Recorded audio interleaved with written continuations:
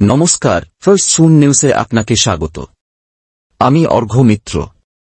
Trump প্রশাসন white হাউসের লিডারদের উপদেষ্টা বোর্ডে 2 জন প্রাক্তন মার্কিন জিহাদি অপারেটিভকে নিয়োগ দিয়েছে, যাদের মধ্যে একজনের সন্ত্রাসী সংগঠন লস্কর-ই-তৈয়বা ওয়াত এর সঙ্গে সম্পর্ক রয়েছে এবং তিনি কাশ্মীরে সন্ত্রাসী কর্মকাণ্ডে জড়িত ছিলেন।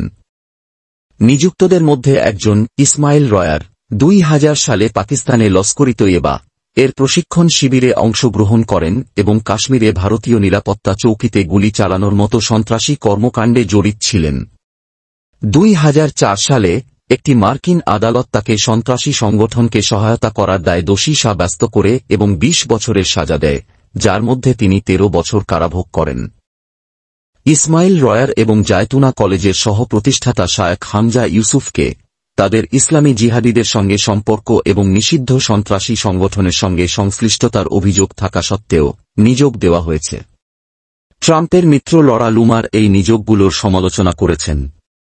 রয়ারের নিয়োগকে লুমার পাগলামি বলে অভিহিত করেছেন, যিনি ট্রাম্পের জাতীয় নিরাপত্তা উপদেষ্টা মাইক ওয়ালটজের বরখাস্তের ক্ষেত্রে গুরুত্বপূর্ণ ভূমিকা পালন করেছিলেন। রয়ার এখন রিলিজিয়াস ফ্রিডম ইনস্টিটিউটের ইসলাম এবং ধর্মীয় স্বাধীনতা অ্যাকশন টিমের পরিচালক হিসেবে দায়িত্ব পালন করছেন, হোয়াইট হাউস এক বিবৃতিতে জানিয়েছে। এক্সে শেয়ার করা তথ্য অনুযায়ী রয়ার, যিনি 2000 সালে ইসলাম গ্রহণের আগে রেন্ডেল রয়ার নামে পরিচিত ছিলেন, 2004 সালে একটি মার্কিন আদালত তাকে ভার্জিনিয়া জিহাদি নেটওয়ার্কের সদস্য হিসেবে আমেরিকানদের বিরুদ্ধে সন্ত্রাসী হামলায় অংশগ্রহণের দায়ে দোষী সাব্যস্ত করে।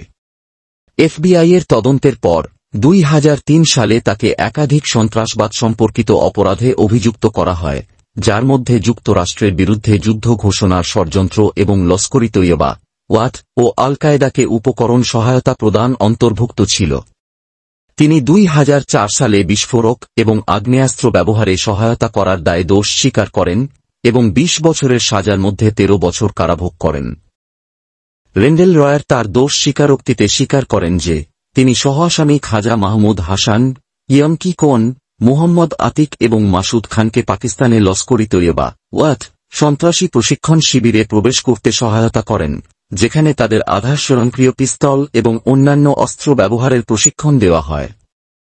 ভারতের বিরুদ্ধে সামরিক অভিযান পরিচালনার একটি ষড়যন্ত্রের অংশ হিসেবে রয়ার আরও স্বীকার করেন যে তিনি সহ-আসামি ইব্রাহিম আহমেদ আল-হামদিকে লস্কর-ই-তৈয়বা প্রশিক্ষণ শিবিরে প্রবেশ করতে সহায়তা করেন, যেখানে তাকে রকেট চালিত গ্রেনেড ব্যবহারের প্রশিক্ষণ দেওয়া হয়। উপদেষ্টা বোর্ডের দ্বিতীয় সদস্য, যিনি হোয়াইট হাউসের পক্ষ থেকে বার্কলির গ্র্যাজুয়েট থিওলজিক্যাল ইউনিয়নের ইসলামিক স্টাডিজ সেন্টারের উপদেষ্টা এবং যুক্তরাষ্ট্রের প্রথম স্বীকৃত মুসলিম লিবারেল আর্টস কলেজ জায়তুনা কলেজের সহ-প্রতিষ্ঠাতা হিসেবে নামিত হয়েছেন, তারও জিহাদি মতাদর্শের সঙ্গে সম্পর্কিত ইতিহাস রয়েছে, লুমার বলেন। এই বিষয়ে দয়া করে ঘনিষ্ঠভাবে নজর রাখুন, কারণ শীঘ্রই বেশ কয়েকটি গুরুত্বপূর্ণ উন্নয়ন ঘটতে পারে এবং অতিরিক্ত খবরও স্পষ্ট হতে পারে।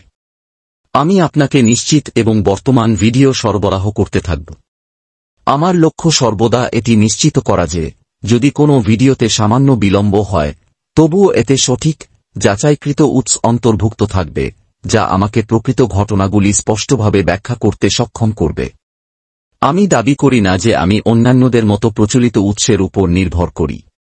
আমি আমার ভিডিওগুলির বিষয়বস্তু সমর্থনে সৃজনশীলতা এবং পরিপূর্ণতাকে অগ্রাধিকার দিই।